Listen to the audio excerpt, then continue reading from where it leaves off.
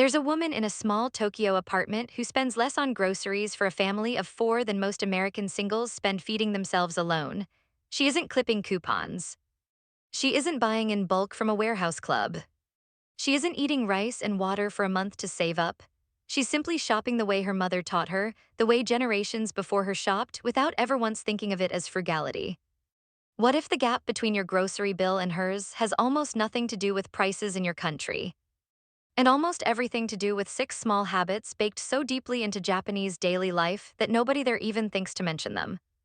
By the end of this video, you'll understand exactly what those habits are and how a few small shifts in how you shop could quietly cut your own food bill in half. Before we get into the habits, we need to look at the silent reason most Western grocery bills balloon out of control. We don't shop for meals, we shop for possibilities. We walk into a store without a plan, and we buy based on what looks good in the moment, what's on sale, what we're craving, what we think we might want later in the week. Each individual decision feels small and reasonable. Together, they create a cart full of ingredients with no real plan connecting them, and a refrigerator full of half-used things that quietly spoil before we get to them. The first habit that breaks this cycle is kondate meal-first planning.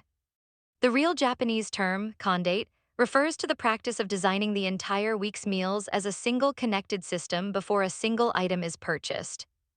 Instead of shopping for ingredients and figuring out meals later, the meal plan comes first, and the shopping list is simply the natural result of it, the practice.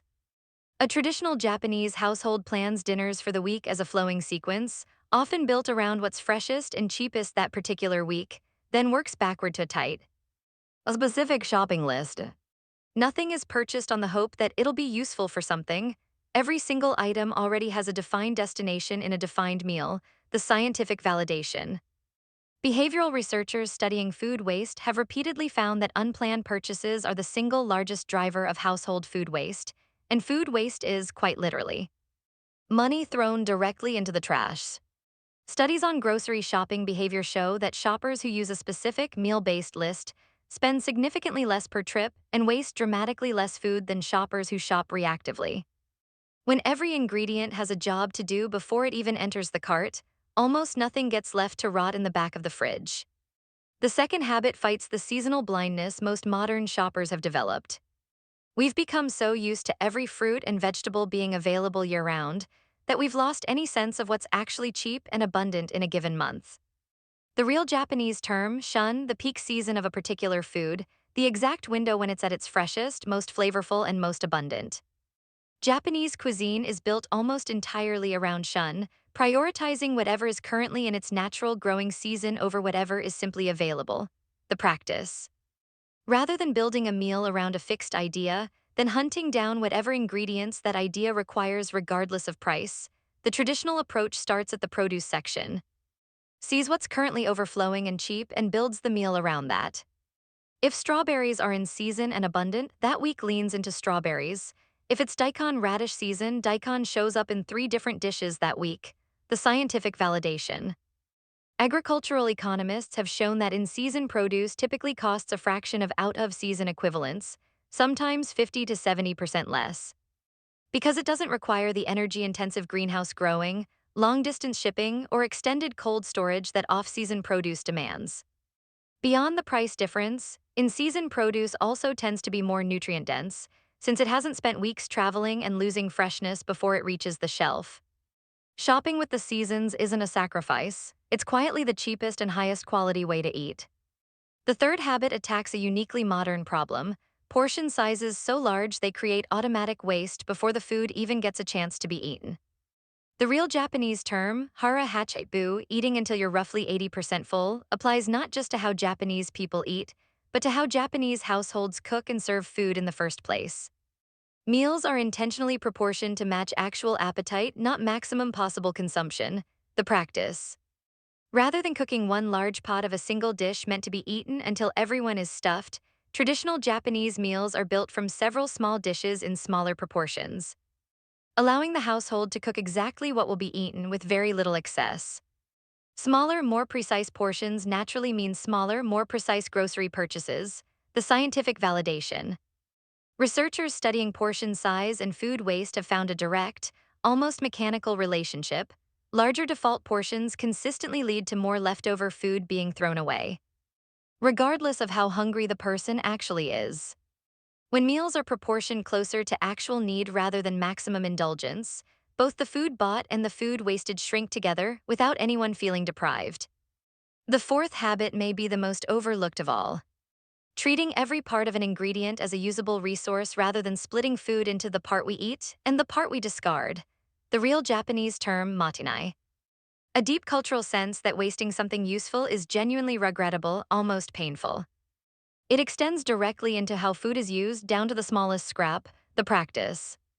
Vegetable peels, fish bones, and trimmings that most Western kitchens throw directly into the trash are routinely saved in traditional Japanese cooking to make dashi, a foundational stock that becomes the base of soups and sauces throughout the week. A single piece of daikon radish might become a main dish from its body, a pickle from its skin, and a soup ingredient from its leafy top, three separate uses from one purchase. The scientific validation. Food waste researchers estimate that a significant percentage of an average household's discarded food is actually edible, usable material, peels, stems, bones, and trimmings that get thrown away purely out of habit rather than necessity. Every part of an ingredient that gets transformed into a stock, a pickle, or a side dish is effectively free food, since it was already paid for in the original purchase. Mottainai doesn't require buying less, it requires extracting more value from what's already been bought. The fifth habit reshapes the entire emotional relationship with leftovers, something most Western households treat as a slightly sad consolation prize rather than a planned part of the system. The real Japanese term, tsukurioki, intentionally cooking in advance with leftovers built into the plan from the very beginning, rather than leftovers being an accidental byproduct of cooking too much. The practice. A traditional household will often deliberately prepare a larger batch of a base ingredient, simmered vegetables, cooked rice, a pot of beans, specifically so it can be repurposed into 2 or 3 completely different meals across the week. The leftover isn't waste avoided, it's a second meal planned from the start hiding inside the first, the scientific validation. Time use and food economics researchers have found that households who deliberately batch cook a small set of base ingredients and reuse them across multiple meals spend measurably less per meal than households who cook each meal from scratch with entirely separate ingredient lists. The savings come from 2 directions at once: fewer total ingredients purchased and significantly reduced cooking time. Since the labor of preparing a base ingredient is essentially split across several future meals instead of repeated each time. The sixth and final habit addresses the modern habit of shopping far too often, in far too small quantities, almost always under time pressure. The real Japanese term, sometimes simply referred to as teikibai, the rhythm of regular, predictable shopping trips rather than constant, reactive ones driven by whatever's missing that particular day. The practice. Rather than stopping by a convenience store every single day to grab whatever's needed for that evening, which almost always means paying a premium for small quantities and impulse add-ons. Traditional households shop with a consistent rhythm, often a few times a week at most, with a clear list built directly from the kondate meal plan from Habit 1. Fewer trips mean fewer chances for impulse purchases to sneak into the cart, the scientific validation. Consumer behavior researchers have consistently found that shopping frequency correlates directly with impulse spending. The more often someone enters a store, the more total unplanned purchases they make over time, even if each individual trip feels small and harmless. A household that shops twice a week with a clear list will, almost without exception, spend less over a month than a household that shops daily without one, even if both households are buying largely the same final set of groceries. As you've seen, the difference between a grocery bill that quietly drains your budget and one that stretches twice as far isn't about finding cheaper stores or cutting corners on quality. Kondate, plan the meals before the shopping list exists. Shun, build around what's actually in season. Hara, hachi, proportion meals to real appetite, not maximum capacity. Mottainai, use every usable part of what you've already bought. Tsukurioki, plan your leftovers as a second meal from day one. Teikibai, shop on a rhythm, not a reaction.